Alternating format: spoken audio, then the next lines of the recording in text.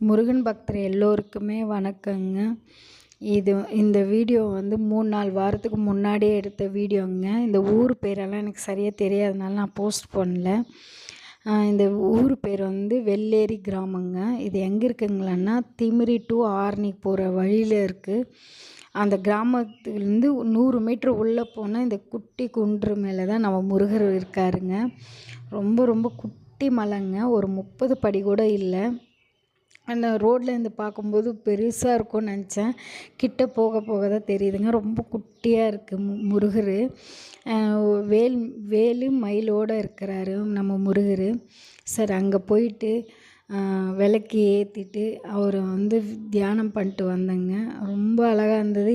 எப்படி நான் இத்தனை நாள் அந்த அந்த பிளேஸை நாங்கள் எப்படி மறந்தோன்னே எங்களுக்கு தெரியல. அவ்வளோ நல்லா இருக்குங்க.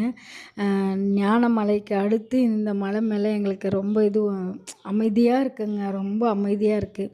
நம்மளுக்கு எந்த கஷ்டம் இருந்தாலும் மனசில் எந்த குறை இருந்தாலும் அங்கே போயிட்டு அந்த முருகர்கிட்ட ஒரு 5 நிமிஷம் உக்காந்துட்டு தியானம் பண்ணிட்டு வந்தாவே போதுங்க. நமக்கு எல்லாமே தீந்துரும், ஒரு நம்பிக்கை வரும். அவ்வளோ அமைதியாக இருக்குது. சுற்றி ஒரு குட்டி காடு மாதிரி தான் இருக்குங்க. சுற்றி செடி கொடி பார்க்கறதுக்கு நல்லா இருக்குங்க. சூழ்நிலை ரொம்ப ரொம்ப நல்லா இருக்குது. நீங்கள் அந்த பக்கம் இருந்தீங்கன்னா, அந்த பக்கம் போக போகிறீங்களான்னா இந்த மலையை கொஞ்சம் பார்த்துட்டு போங்க. அந்த முருகர் அருள் உங்களுக்கு கிடைக்குங்க.